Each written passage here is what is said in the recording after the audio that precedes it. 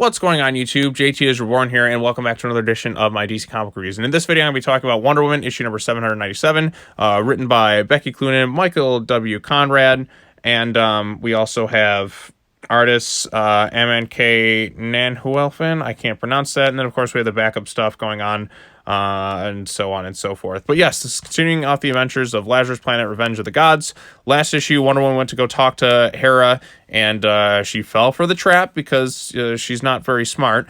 And she ended up here wrapped up in the lasso on the Promethean Cliffs, and she's being watched by the Cyclops character. And then this other character comes in to talk to her about stuff, but Diana refuses her help, and then she kind of goes away. And then eventually she is saved by this other guy who was in the Lazarus Planet, the previous issue of the Lazarus Planet Revenge of the Gods tie-in stuff. And he was the one who killed those two guys who just happened to wash up on Themyscira. And from there, he tries to help her out and tells her to get back to Themyscira and all that. At one point, Wonder Woman gets, he's trying to get her to go back to Themyscira because they need her help, obviously, and just to get her out of that situation. And Wonder Woman screams at him, "I don't take orders from men."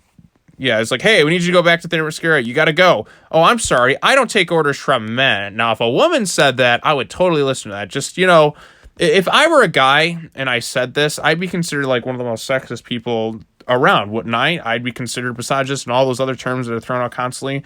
But it's okay for a Wonder Woman to say that? I don't know. Like, does Diana shout this every time Batman and Superman are like in the Justice League? Like, anybody... Say Batman's the strategist of the Justice League, which is generally what he's known for. And because everyone knows he's the smartest, he's the best strategist. Does she just scream every time he's like, "Hey, Diana, I need you to do this one thing for me." "Oh, I'm sorry. I don't take orders from a man.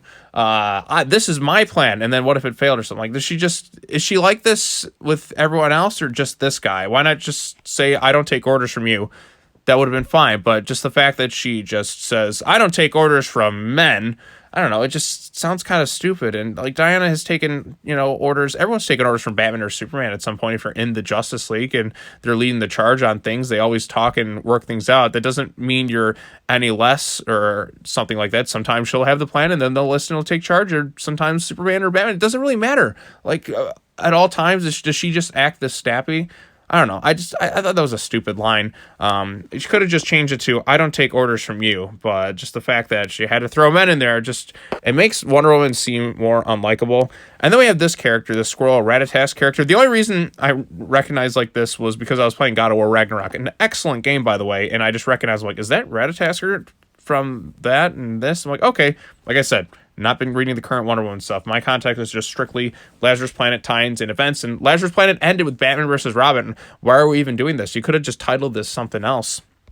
So eventually, she gets back through Themyscira and the Well of Souls. She runs into Queen Nubia, that same guy who is somehow back there again, proving that you didn't really need to go through the Well of Souls, I suppose. It kind of makes... I did kind of chuckle at this. It makes me think of Emperor's New Groove, when you have that chase scene with Cusco and Pacha and Kronk and Yzma following them, and then they just get struck by lightning, and it doesn't make sense how they end up beating them back to the lair. That's kind of what's going on here. I don't know. I just found that kind of funny. Then Diana decides she's going to go sit off on her own and take revenge against the gods. And when the guy who rescued her and saved her from her being trapped is like, "Hey, I'm going to go. You need me to go with me? Or are you actually going to do your stuff?" And he's like, "Oh, well, I don't need you to help me. So I'm going to just do this on my own," even though the guy showed to be capable hands or something. I don't know. It just was... it's whatever. Then we had the backup with Mary Marvel. She ends up wherever she's at, fighting some undead hordes of zombies. She meets various Amazonian sisters or whatever, and then she's trying to find Billy, and then it just kind of goes with her off to go and save her family because she cares about him. So that's the backup. It was just okay. I don't really think we needed it in this story, but since the event was showing Wonder Woman and Shazam, it is what it is, I suppose. I will give some props. The artwork looks quite good. It reminds me a bit of The World's Finest art by Dan Mora.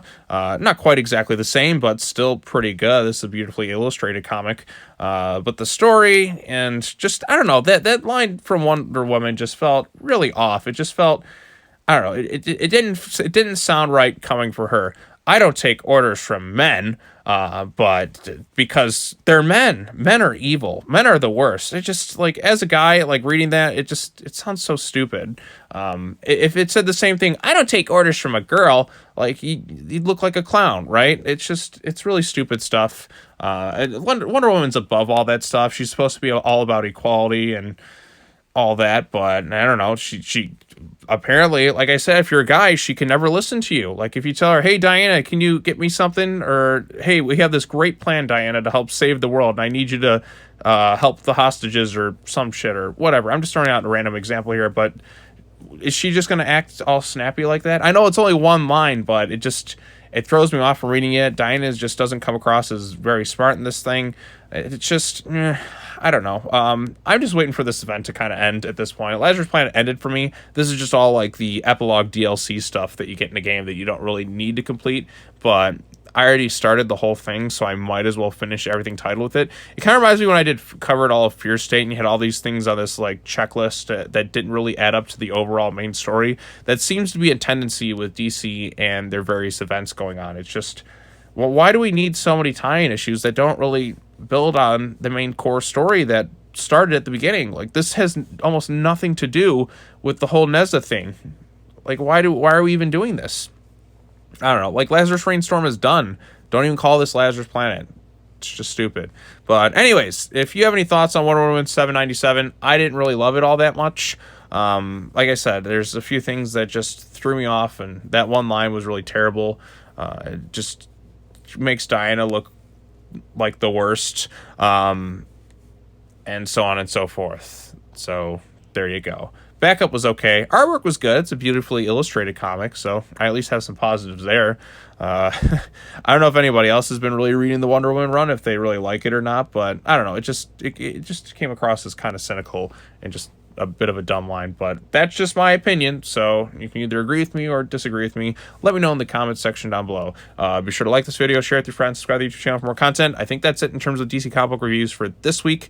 I'm going to be seeing John Wick Chapter 4 later on today, which should be freaking awesome, so look forward to that video. Alright, well, that's all I got to say. As always, take care now, bye-bye then, and I will see you all in the next video. Peace.